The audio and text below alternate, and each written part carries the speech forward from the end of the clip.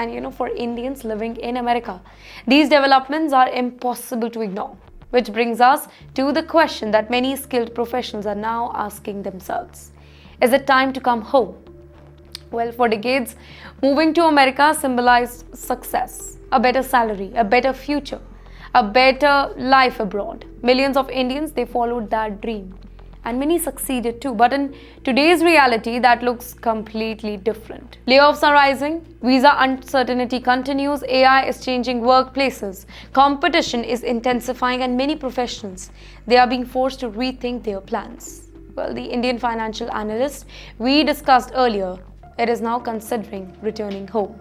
Not because he failed, but because he gave up. But because life circumstances, they have changed, and perhaps that is the biggest lesson from tonight's stories.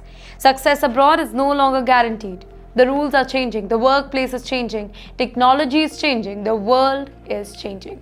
Now, for some people, AI represents opportunity, but for others, it represents uncertainty. For some, America, it remains a land of dream. For others, it is becoming a place filled with difficult choices. But one thing is definitely clear. The future belongs to those who adapt, those who learn, and those who evolve.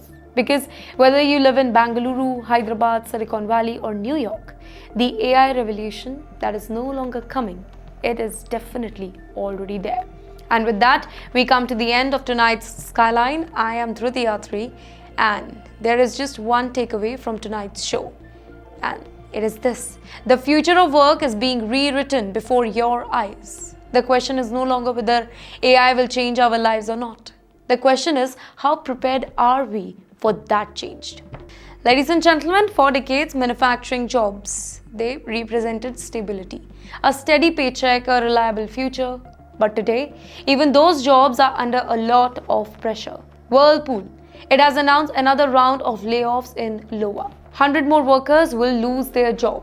Sadly, the latest cuts that bring total job losses close to 900. Now, for a small community, that number, that is devastating, because when a factory cuts jobs, the impact, it spreads far beyond the factory gates.